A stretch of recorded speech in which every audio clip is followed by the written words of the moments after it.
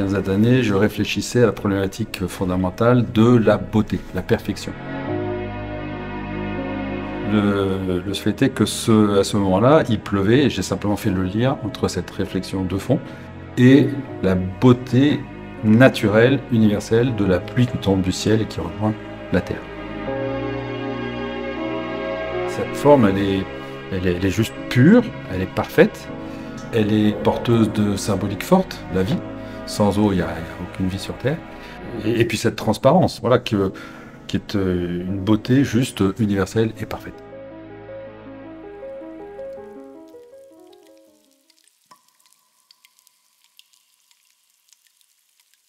Quand j'étais plus jeune, l'eau c'était une commodité. D'ailleurs, on avait tendance pas forcément à toujours bien fermer les robinets parce que c'était pas agréable. C'était quasi indolore. Ça coûtait pas cher du tout. On n'en faisait pas grand cas. Alors qu'aujourd'hui, on se rend compte que c'est une matière fondamentale, stratégique. Et ça va le devenir de plus en plus. Donc modestement, par un propos artistique, ça permet de magnifier et de représenter l'importance de cette matière naturelle qu'est l'eau.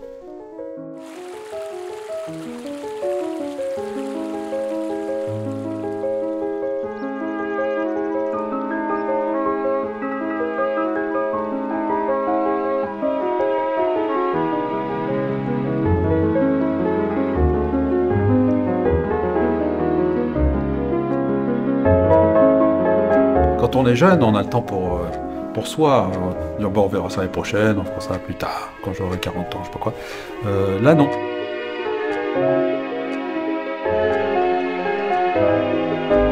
Là, le temps est compté, le temps est court, et j'ai une telle soif, une telle envie d'exprimer un certain nombre de choses, ce qui fait que c'est un élément clé de beaucoup de choix.